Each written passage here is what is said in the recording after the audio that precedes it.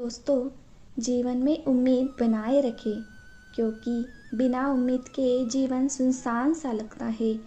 उम्मीद से ही रोशनी और सफलता की दिशा मिलती है। जब तक आप में उम्मीद है, तब तक आप किसी भी मुश्किल को पार कर सकते हैं। जीवन में उम्मीद बनाए रखना एक शक्तिशाली क्षमता है। एक समय की बात है, एक गांव में एक गरीब परिवार अपने संघर्ष से गुजर रहा था। इस परिवार में 3 सदस्य थे, पति, पत्नी और एक छोटी सी बच्ची। गरीब व्यक्ति को नौकरी नहीं मिल रही थी, जिससे उनकी आर्थिक स्थिति बहुत तंगी में थी।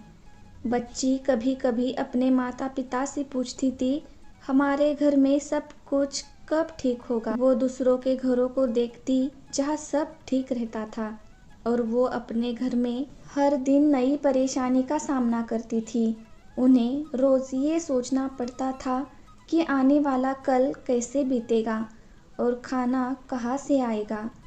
पिता अपनी बेटी का हौसला बुलंद करने के लिए रोज घर से बाहर ले जाकर एक पहाड़ दिखाकर कहते, बेटा, इस पहाड़ को देखो, यहाँ ऊपर वाला रहता है। उनसे प्रार्थना करो कि वो सब कुछ ठीक कर दें। वो बच्ची हर रोज प्रार्थना करती कि सब ठीक हो जाए और दुआ करती कि उसके पिता की जॉब लग जाए। एक दिन उसकी दुआ का असर हुआ और उसके पापा की सेना में जॉब लग गई। तीनों बहुत खुश हुए और उन्हें लगा कि अब सब ठीक हो जाएगा। लेकिन समय हमेशा एक जैसा नहीं रहता। कुछ दिनों बाद इस राज्य पर दूसरे राज्य ने आक्रमण कर दिया। जो सैनिक पिता थे, उन्हें अब युद्ध लड़ने जाना था। जब वो अपने परिवार से प्यार लेकर विदा हो रहे थे, तब उनकी बच्ची उनसे गले लगकर रोने लगी और कहने लगी, पापा, आप मत जाओ। मैंने आपके लिए ऐसी नौकरी मांग ली जिसके कारण आपके जान पर बन आई। मत जाओ, हमारे साथ रहो। पिता उसे समझाते हैं, मुझे जाना होगा मेरी बच्ची। इस राज्य के लिए जान भी चली जाए तो कोई बात नहीं है। ये सब सुनकर बच्ची और ज़्यादा रोने लगी। जब उसके पिता चलने लगे, तब बच्ची ने कहा, पापा, वो जो पहाड़ पर ऊपर वाला रहता है ना, उन्हें मेरी ये एक चिट्ठी दे देना और कह देना मेरी विश को पूरी कर दे। पिता मुस्कुराए और सोचे, इसने तो वाकई मान लिया है कि पहाड़ पर ऊपर वाला रहता है। उसके बाद वो चिट्ठी बैग में रखकर घर से रवाना हो गए। अपने बाकी सैनिकों से मिले और जो टुकड़ी थी वो युद्ध के लिए निकल गई। बच्ची के पिता को पता था कि वो लोग युद्ध को नहीं जीत पाएंगे, क्योंकि उनकी तरफ के काफ़ी सैनिक मरे जा रहे थे। पिता के सरहद पहुंचने से पहले एक पोस्ट ऑफिस था। सैनिक पिता ने एक चिट्ठी डाली और उस पर लिख दिया, बेटा, माफ़ करना, यहाँ कोई ऊपर वाला नहीं रहता है। मैं तो सिर्फ तुम्हारा हौसला बढ़ा रहा था। पिता ने सोचा कि ये चिट्ठी वापस घर भेज देता हूँ।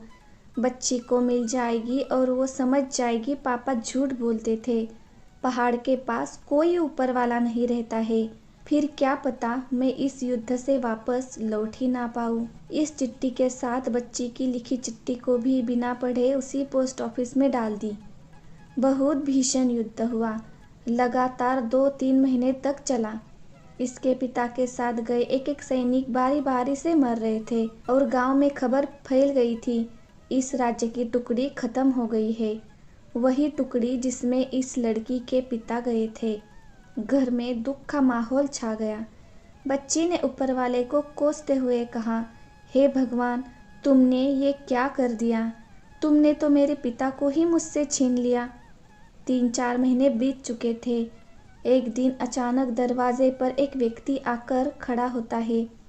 हाल बेहाल, दुबला पतला, फटे कपड़ों में, जैसे उस व्यक्ति को किसी ने बहुत मारा हो। बच्ची दौड़ कर गई और उस व्यक्ति को गले लग गई और रोने लगी।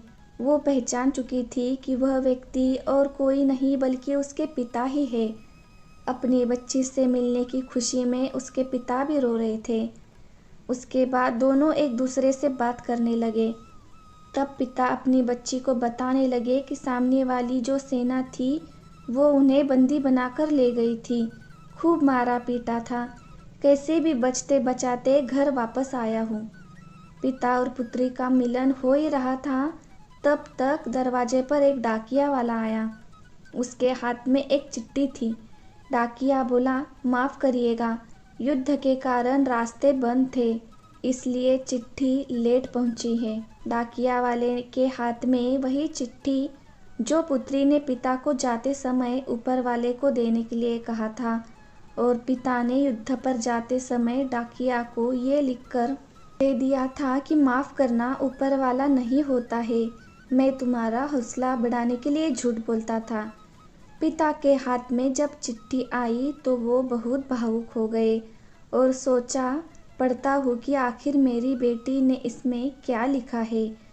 जब उसने वो चिट्ठी खोली और पढ़ा तो उसके आंसू थमने का नाम नहीं ले रहे थे, क्योंकि उस चिट्ठी में लिखा था, हे ऊपर वाले, मेरे पिता को सही सलामत युद्ध से घर वापस भेज देना। तो दोस्तों, इस कहानी से हमें ये सीखने को मिलता है कि जैसे एक पिता ने अपनी बच्ची का हौसला बढ़ाने के लिए उसे एक उम्मीद दी, चाहे वो उम्मीद झूठी थी, लेकिन उस बच्ची का विश्वास सच्चा बना, वैसे ही आपको अपने बच्चे या हर उस इंसान को उम्मीद देनी चाहिए जो बिल्कुल हार चुका है, जो अंदर से टूटा हुआ है।